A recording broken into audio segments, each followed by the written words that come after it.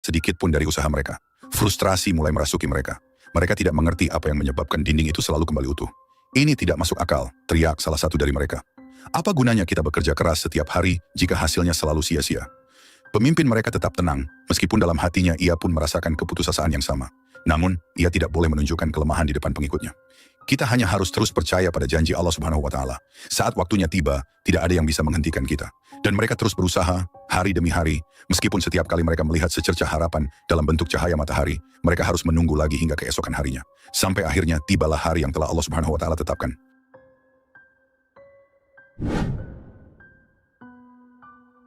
Setelah Dajjal terbunuh oleh Nabi Isa alaihissalam dan umat Islam merasakan kemenangan besar, langit yang semula cerah seketika berubah kelam. Kegembiraan yang singkat itu segera diiringi dengan ketakutan yang lebih mencekam.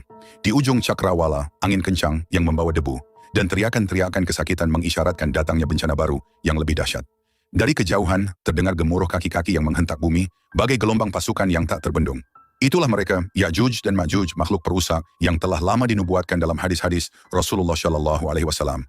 Benteng yang selama ini menahan Ya'juj dan Ma'juj yang dibangun dengan kekuatan luar biasa oleh Raja Zulkarnain, kini telah runtuh. Dinding baja dan besi yang memisahkan mereka dari dunia luar telah hancur, dan pintu gerbang kehancuran pun terbuka lebar. Dari balik reruntuhan itu, keluar makhluk-makhluk yang jumlahnya tak terhitung banyaknya. Mereka berdesakan, menumpuk satu sama lain, dengan wajah yang dipenuhi kebencian dan dahaga akan kehancuran. Mereka bergerak bagai banjir bandang, mengalir deras tanpa henti, menyapu bersih segala yang ada di hadapan mereka. Ya'juj dan Ma'juj tidak mengenal belas kasihan. Mereka menyerbu desa-desa, kota-kota, dan padang rumput, membunuh semua yang mereka temui, baik manusia, hewan, atau tanaman. Mereka merampas setiap jengkal tanah, meminum habis air sungai dan danau, membuat bumi gersang seketika. Kebun-kebun yang sebelumnya hijau dan subur berubah menjadi lahan tandus yang berdebu, dipenuhi reruntuhan dan tulang belulang.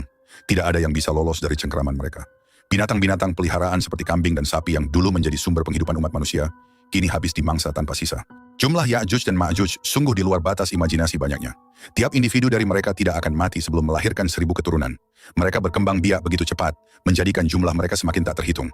Di setiap sudut bumi, mereka menyebar dan menghancurkan, merusak apapun. Mereka tidak hanya melahap hewan-hewan yang ada, tetapi juga menghabiskan seluruh sumber daya alam. Gunung-gunung yang dulunya megah penuh dengan sumber makanan, dan hewan-hewan kini rata dengan tanah. Hutan-hutan yang rimbun berubah menjadi lahan kosong. Ya'juj dan Ma'juj adalah wabah yang tidak bisa dihentikan oleh tangan manusia. Air sungai-sungai yang dulu mengalir jernih, kini surut dan mengering. Setiap kali Ya'juj dan Ma'juj menemukan sumber air, mereka akan meminum habis hingga tak tersisa setetes pun. Sungai-sungai yang megah, yang pernah menjadi sumber kehidupan bagi berbagai peradaban, kini menjadi sungai kering yang hanya menyisakan lumpur di dasarnya. Danau-danau yang dulunya indah dan tenang berubah menjadi kawah kering yang tandus. Umat Islam yang baru saja merayakan kemenangan atas Dajjal,